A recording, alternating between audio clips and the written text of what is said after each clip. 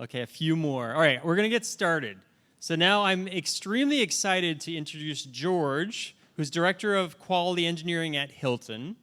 He gave me a few boring things to talk about from his resume, his words, not mine. So here are the boring words according to George. He is an expert in leading transformative results-driven quality engineering in a high-performance setting, leveraging 21 plus years, so 22, 23, years of experience to improve product quality, drive innovation, and accelerate delivery. Now, the two things he wanted me to lean into that are not as boring, and you haven't heard that from every speaker that you ever heard, are first, he loves breaking things. I think that resonates with at least another speaker today. Loves breaking things and working with great people, so we're in a great room. And then secondly, lately he's been working on disrupting the broken recruiting process. So without further ado, I'd love to welcome to the stage George. Thank you.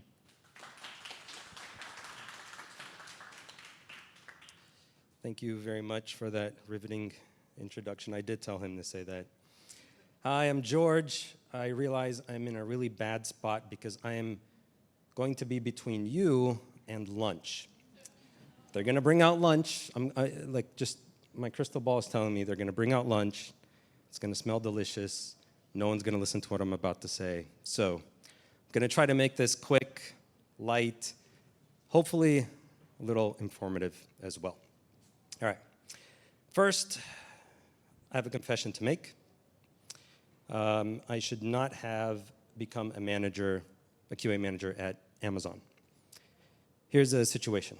I was an IC for a couple of years, and I wanted to move to management, so I interviewed for a QA manager position. Amazon has this bar raiser concept. So on every loop, there's someone who's a bar raiser. He basically, or she says, is this person better than half the people in this role at Amazon now? If the answer is yes, you're hired. If the answer is no, you're not. If you're on the fence, it's a no. So I was chatting with the bar raiser. He asked me, what do you look for? Like the interview was going okay, but I'd never been a manager before. And he asked me, what do you look for when you're hiring people? And it came out. I wanted to take it back after it came out. I said, good attitude. And paused. It's just not a great answer. He, asked me a little bit more. What I did not know was this was not just a normal bar raiser, but this was the first and only recruiting architect at Amazon. Great leader, love this guy. I learned a lot from him. But he ultimately got me my first job as a QA manager because he knew how to really tease out the data from me. Like take a bad answer, follow up, and get the information he needed to make an informed decision. I ended up shadowing this bar raiser for years. I learned most of how to interview and what not to do when you're interviewing from this person. So great leader. Learned a ton. So I'm here today. I want to share with you some of my experiences through my recruiting journey. And as a hiring manager, how do we improve our recruiting process? How do we hire the best QA? So I'm going to be sharing some experiences. There's going to be a few more stories to make things a little entertaining. And we're going to think of, is there a better way to hire? All right. First, a little bit more about me. Okay, more boring stuff. But I've done over 1,000 interviews. I've hired over 100 people. I've been very blessed to work at places like Microsoft, Amazon, and Apple. I've hired over 100 people. One person who I hired was what I'd call a regrettable hire, mishire. I'll tell you this quick story. This person looked too perfect. We interviewed him. He gave us just the perfect answers. I remember I asked him, how'd you come up with the test strategy about? And I told him exactly what we were struggling with. And he listed off our current test strategy, what we've been working months on. and something just was wrong, but I couldn't prove it. And he passed all the other interviews. We gave him an offer. I followed up with his referrals. I interviewed them, glowing reviews. And so I had no data to base my decision on. Anyways, he was a poor performer, lasted at Amazon for 2 years. Sucked down teams with him. Later, much later, I found out that he was a referral himself, and the person who referred him was not a very trustworthy person. Amazon used to give referral bonuses at the time. I think he was just given the answers, basically, to the questions. Still regret that. It still bothers me to this day. So how do we avoid this? Let's talk about some challenges of hiring. First, quick little survey. Please raise your hand if you are a hiring manager. Okay, great. Raise your hand if someone you've hired in the past has left in under 1 year.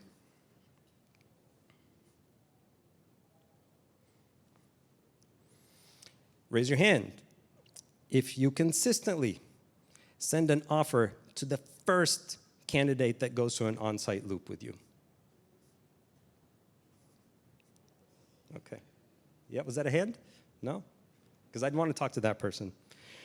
There are challenges of hiring. I think, a lot of these are obvious, but tons of resumes. They take time to go through. Very low fidelity, low trust in resumes. You kind of have to talk to a candidate first to really get a sense of what their accomplishments are. It takes a lot of time to interview, just the whole process. There's some metrics later on that we'll talk about. The cost to mishire. Does anyone know what the cost to fix a mishire is? So a mishire is someone who gets in the company and is not a good fit and has to be replaced. Does anyone know the cost, like X? How many X of yearly salary? 2X, okay. Good guess. Anyone else? Any more bidders? 5 to 27 times. This is based on research. Dr. Bradford Smart, he's the author of Top Grading, of a lot of different roles, not just in tech, but 5 to 27 times. So if your annual salary is 100,000, it's 500,000 to how many millions to replace? This is opportunity cost. This is time spent managing that person, severance pay, all the above. Very high. But it really comes down to getting enough information to make that confident hiring decision, right? That's what we're all looking for. We're looking for a signal out of the noise to assess a person's skill, fit, competence, and if they're going to be successful at this company or not. Let's take a look at some numbers. This is software engineering roles in US and Canada. These are some averages. They're a little dated, a couple years old. 56 days, average time to fill a role. I think this was when hiring was going a little faster too. 39 days is time to hire, so from when you start talking to a candidate to actually fill the role. 24 days is how long the interview process itself takes. For senior positions, it's a little bit longer. An average of 40 qualified candidates for every hire, and you can see this is this data is from GEM.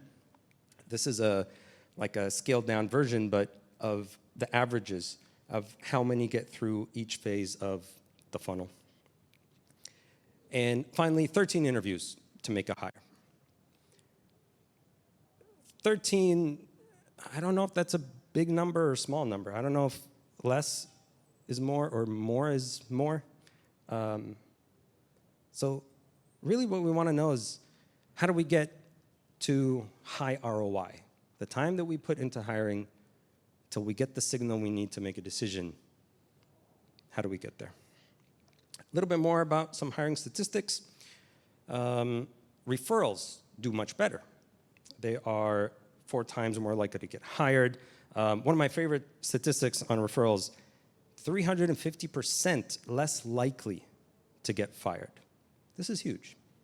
This means that once a referral candidate gets placed, they usually do pretty well, way better than average, right? But it only makes up 7% of all applicants. And why are referrals better? I think it's kind of obvious. It's that firsthand experience, right? Someone knows a person who they've worked with before or has a great reputation, would like to work with again. They refer them. And this is the best type of data, right? Unless you're interviewing a previous intern or a referral, you don't get this type of data until the person starts on the job. You don't really know how they're going to do until they start.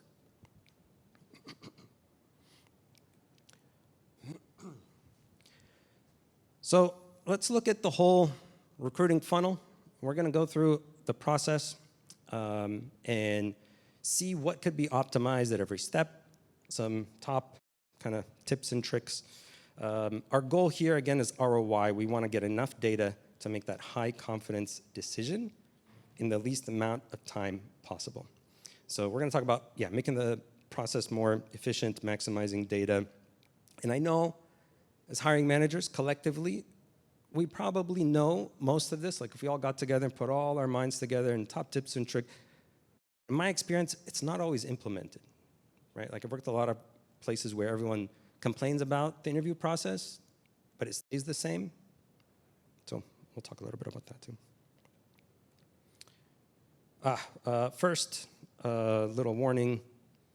Okay, you can tell I have 2 teenagers at home because I have things like Netflix and Phil, and they not like us. No one. Okay. All right. This would do great with Gen Z, by the way. Okay. Tell your kids. A little warning. These might not work for everyone. This is based partly on data and research and partly on experience. I'll tell you one really good experience that I've had. So I mentioned how I learned a lot about hiring at Amazon. After Amazon, I went to Apple, the Apple Maps team. And Apple does things a little differently. Different orgs have their own process, and they don't always do the same thing. Amazon's like very structured with their hiring. Apple Maps was a newish type group, but they were growing really, really fast. And the process was all over the place. This led to a lot of issues of like misleveling people. So a year after people were hired, we'd calibrate them and they're just way off, and it's not their fault, right? It's because they were hired at different levels that don't match anymore. Anyways, as a hiring manager at Apple, I filled my first 12 weeks, I filled 6 open positions. So this is 6 offers that went out, not necessarily start dates. This was the fastest in Apple Maps history. And it was simply by adding some of the things that I had learned at Amazon, other places, about how to put together a good loop and find great candidates. All right, so let's go. First step, excuse me, source and screen. I say there's 2 types of hiring managers when they look at resumes. One type of hiring manager looks for skill, which means, do you have experience with the tools we use, experience with the programming languages we use? Are you going to hit the ground running? Like very, very relevant experience. The other type looks for competence. Can you solve problems? I mean, there's a mix of both, right? But can you solve problems? Are you a good engineer? Can you learn any programming language? Do you select the right tool for the job, depending on what the job is? I am the competence type of hiring manager. I usually don't, like the skills section on a resume, I don't look at it.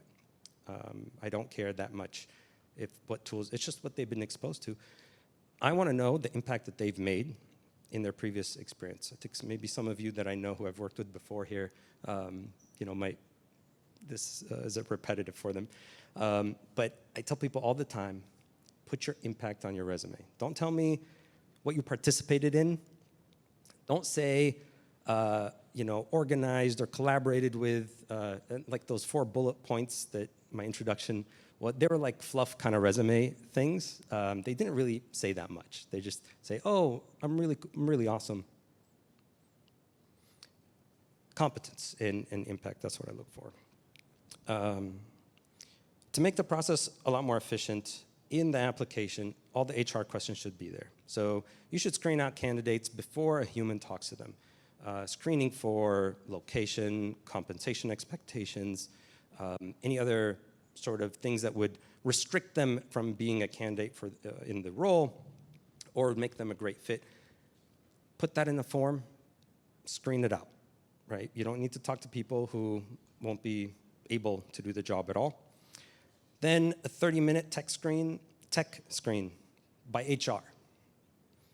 This is meant to assess the core skills, right? Tell me about this. Can you do that? Test this, right? HR person doesn't have to know what, the details, but they should know kind of what a good answer looks like. Take notes. I'm a big advocate of recording interviews. I use a tool that uses AI to summarize meetings. So I have a summary of a meeting, of the interview that I do, and then a senior engineer or a hiring manager can look at those notes and quickly say yes or no, right? Don't need to spend a lot of time there. I like to do a lot of these tech screens. Actually, I don't mind doing them myself. Sometimes I take them in the evening so people after their work, we'll have a 30-minute chat later so it doesn't take out of their work day. But it's quick, a little informal, but I just want to know, like, are you just going to be a good fit or not? I tend to do a lot of these because I like to open resumes up for, I cast a wider net in resumes. So I do more of these screens, but then I'm very selective here, right? Very selective. Very few get to the next stage. So in every stage of the funnel, let's go back. Every stage of the funnel, the question you're trying to answer is so the question is, what does this person need to get to the next stage? And now, does this person have it? Do they go to the next stage or not? So, source and screen. Okay, I don't know why. This is probably one of the most controversial aspects of how I like to set up hiring loops. Some of you will probably disagree. I think I know why. I split my on-site loops up into 2 phases. I think this was more an issue when people came in person. So virtual, it's a lot easier to do this. But I front load the core skills first, right? Like a deep dive into the core skills of the position. It could be 1 interview, 2, 3, right? Let's schedule that on like 1 or 2 days. Let's get, focused. But if you don't pass these, you're not getting to the next round, right? There's no use in going to a more behavioral type interview or company fit if the person isn't going to be great at their job, right? So save yourself some time, save the candidate some time. Schedule these first. With virtual interviews, these are actually a lot easier because then you don't have to find a whole day, and you don't have to find a schedule that works for everybody on the loop for just 1 day, right? You break it up, it's a little simpler. There's a mini decision in the middle there, right? So you look at the signal coming in from those interviews and determine, do they go on to the next one, which is the company fit. Then the first one's like, can they do the job? The second one is, can they do the job here, right? My daughter saw these slides and I told her, sorry for, that no asshole policy. That's one of my policies. Everyone knows this at work. Story time. Okay, let me tell you a little story. I was at Amazon. I was a QA engineer. This is before I became manager. And I was just learning how to interview. And I don't know why they put me on this loop, but it was like for a director level position. And at Amazon, director level's pretty high up there. And they wanted me to assess this person's like quality focus, right? The person who came in was a VP at other companies before, and I was really impressed. His resume was amazing. He was very well dressed. He was very, very comfortable. He spoke really eloquently. It's ironic. And I was just kind of overtaken by like, oh, this guy is so much more experienced than me. Like, how can I? And, his answers, when I look back on them, they weren't great, but he just knew how to talk really, really well. So I was thinking like, wow, we have to hire this guy, of course. So I was a yes. And at Amazon, everyone puts in their feedback, and then you see what others' feedback is after you put in yours, right? So it's like a blind vote. So I put in mine, and I'm like, let me see it light up green. I was the only yes. Everyone else was a no. This guy was an asshole. So he used a lot of expletives. So like going back, of course, hindsight, I realize it. Used a lot of expletives, very, very informal in the way he talked about things. In other interviews, when he talked about people management, he's all about squeezing every last drop out of people, optimizing productivity. He graded people on the gum scale, how fast he can chew through them and spit them out. Just horrible, okay? And that was an eye-opening experience for me,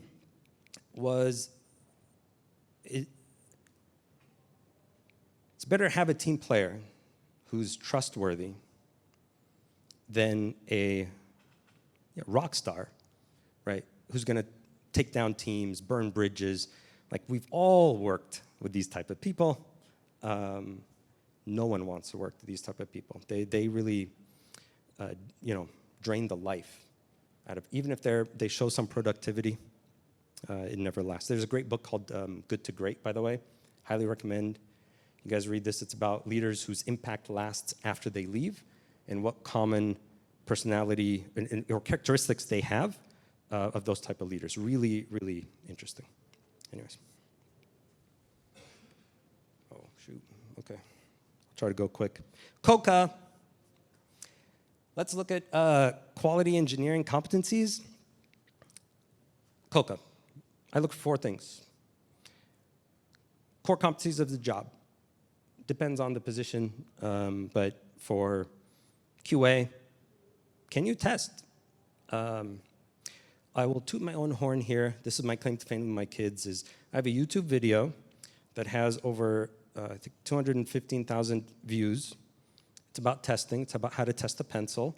So I tell my kids all the time that I'm YouTube famous, and they leave the room probably.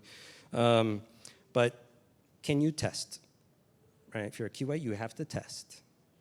So, and sometimes I pick something random. Sometimes I have the person pick something. I say, what's a feature you use all the time on your phone? What's an app that you use? Cool, let's test that. Anyways, core competencies, and then ownership. Do you rise up to the occasion? Are you the CEO of your own position and role and area? Collaboration, how do you work with others? How do you deal with conflict? How do you influence? All right, a previous speaker talked about communication being a key skill. I agree. You could be great at what you do, but if you can't communicate and influence others and teach others and improve them, then your effectiveness is quite limited. Finally, going back to that bar raiser answer that I gave, good attitude. It's more than good attitude. I think it's just a good summary word for it. But are you pleasant to work with? Do you have an optimistic view, right? Are you not always a naysayer in a good way, right? Like, you challenge things, but you're pleasant. So 4 core things. Now let's talk about the decision. So everyone's taken notes. You've covered all these competencies that you want. Now it's time to come together, the debrief. All the feedback is in. Everyone reads the feedback. The goal here is to get to a decision by consensus, not conquest. So this is a very Amazon thing. I think it works really great. And I've been on very interesting debriefs where everyone's a yes except the hiring manager. Like, that was a really interesting one. So the question was, like, do we still hire this person, but they work for a manager who doesn't want to work with them? We didn't do that. But you want to get to a consensus after discussing all the data together. So it's kind of a group decision. But to do this, you have to have very clear criteria of what you're looking for from the very beginning. So everyone on the loop knows what they're going to ask, what to look for, what data they need to get to that decision. Then you send out an offer, and your job is not done here. References. I know there's different views on how to handle references.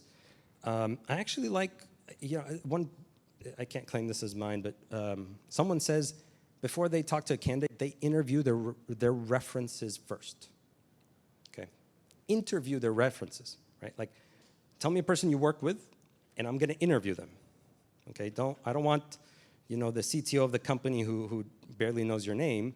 Tell me something you've worked with, and then they ask them, how did this person do? How did they communicate, collaborate? What was their attitude like? What can they improve? Because again, experience working with someone is invaluable, right? That's the best type of data that you want.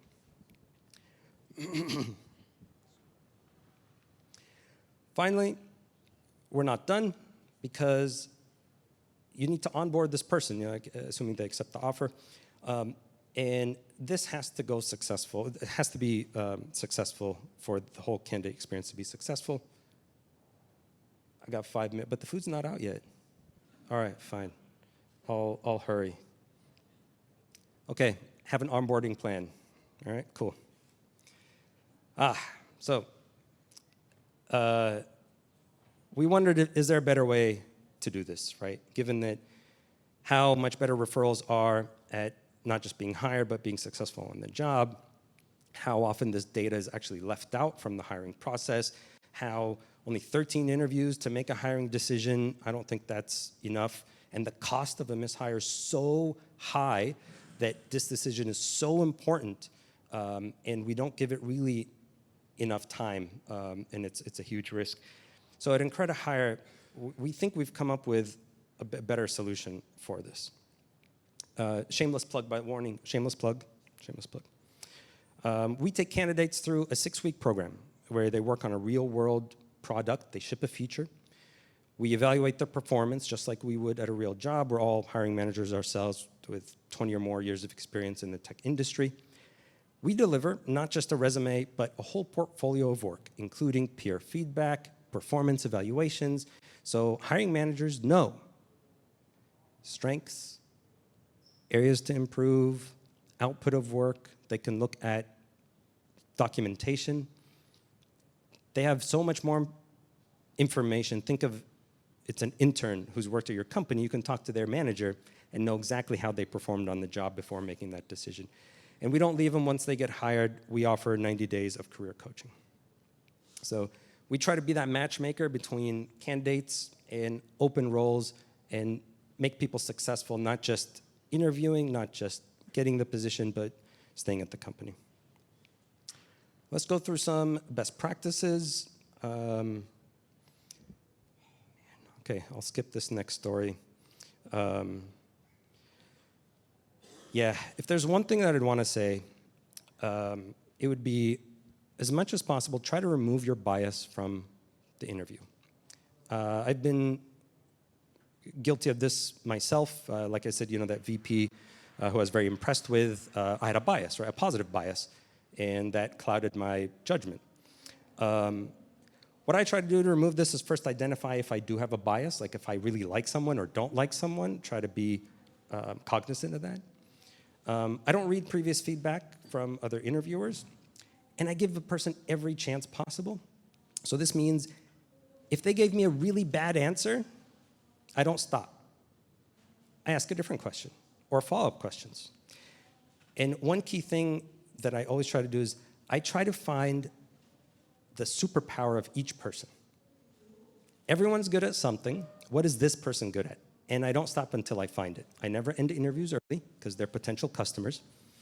I try to look for that, and I don't stop till I get it. It makes for a much better interview experience and usually get something a lot more out of the candidate. Spend 60 minutes, not 45. It's an important decision. You need to spend more time on it. Okay. Some of my favorite interview questions, these are curated over years. I'm sharing it with you all here. Some are unexpected, but they provide great data. The first two I think are uniquely my own. Others I've stole. But I want to know 4 key things. I want to know what consistently your superpower is, and also what's an area of improvement. Like the answer to this question is something that I don't expect this candidate to improve, right? This is going to be their kryptonite. It's very hard to change people, right? Everyone has weaknesses. So this question tells me, and people are usually very, very honest when I ask this type of question. Finally, your commitment, you're going to stick it out, and grit. There's a great book called Grit, Angela Duckworth, I think. Highly recommend it. It's the key indicator for success. If there's one thing I would want to point out in this slide is don't lower your bar. Keep interviewing until you find the right candidate. The cost of a mishire is very high. Set a bar for yourself. The first candidate that exceeds that bar, that's who you send an offer to. You don't settle. You don't pit interviewers against each other. You know what you're looking for. You know what data you need. Go out and get it. I can tell you more stories about the worst interview experience I had. I got sick, literally sick from an interview, and just other kind of fun, interesting ones. Come say hi to me.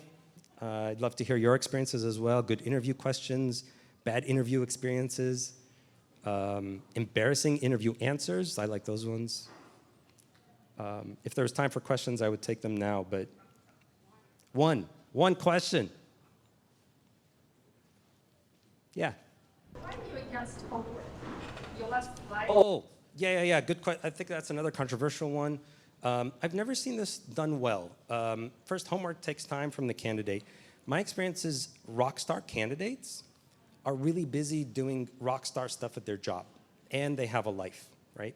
And I mean, unless they really want this job and they make the time for it, you end up losing really great candidates that way. Like if someone needs to spend 2 or 4 hours on their weekend to do a homework assignment, and plus, let's be honest, it's really easy to fake and lie and cheat on homework.